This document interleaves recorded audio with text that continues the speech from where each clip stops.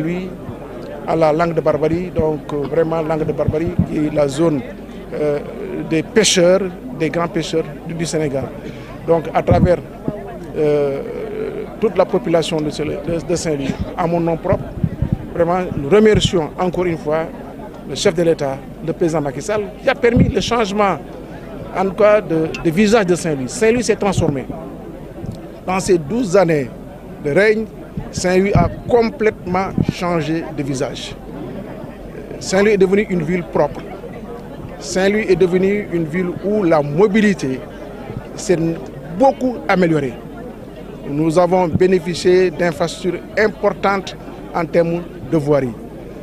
Le programme de développement touristique a vu l'exécution s'est réalisée à plus de 90%.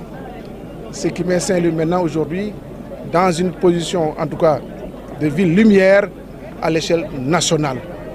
C'est le lieu pour moi aussi de rappeler aux populations de Saint-Louis que la place Faidherbe, la place Baye maintenant, la place Bayendar, qui a connu à travers le programme de développement touristique une réhabilitation. Cette réhabilitation va se poursuivre puisqu'il y a eu quelques difficultés avec l'entreprise, mais comme je le rappelle, c'est une place piétonne. D'ailleurs, à l'origine, il était réservé donc une bonne partie, l'accès même de la gouvernance en rue piétonne, mais nous avons voulu donc un petit peu réduire cet espace uniquement entre les deux rognons, le rognan nord et le rognan sud, puisque cette partie puisse être une partie piétonne. Et les travaux vont reprendre pour bientôt, pour mettre plus de verdure, pour mettre plus de vie et rendre la place beaucoup plus jolie et beaucoup plus attractive.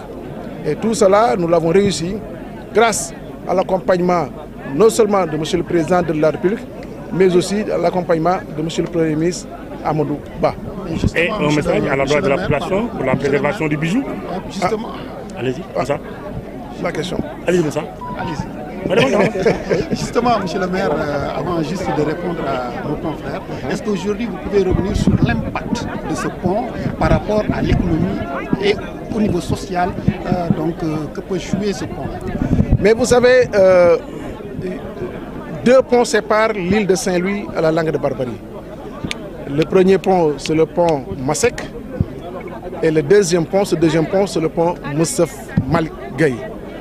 Et ce pont est resté 12 mois fermé, ce qui rendait, je l'ai dit tantôt, la mobilité très difficile sortant de la Langue de Barbarie ou entrant au niveau de la Langue de Barbarie. Donc aujourd'hui, avec l'ouverture de ce pont, naturellement, il y aura une amélioration, mais amélioration qui sera beaucoup plus, disons, marquée avec la réalisation du second pont de Saint-Louis que nous sommes en train d'attendre et qui certainement fera partie du programme, du plan d'action prioritaire numéro 3, c'est-à-dire 2024-2028. Donc Saint-Louis a besoin d'un deuxième pont. C'est l'appel solennel que je lance à l'endroit de M. le Président de la République, qui d'abord, effectivement, a donné son accord pour la réalisation de ce deuxième pont. Aujourd'hui, Azour est en train de travailler avec des partenaires pour que ce deuxième pont-là puisse se réaliser dans les meilleurs délais. Et cela va complètement changer et s'adapter par rapport au développement économique plus grand de la ville de Saint-Louis. Saint-Louis, comme vous le savez, le gaz va apporter beaucoup plus d'économies. L'activité autour du gaz va apporter beaucoup plus d'économies, va créer beaucoup d'investissements, donc créera aussi de la recherche au niveau non seulement du Sénégal, mais aussi au niveau de la ville de Saint-Louis.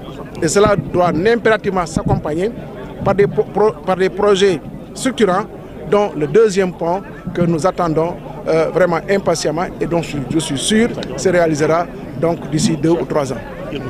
Monsieur le ministre,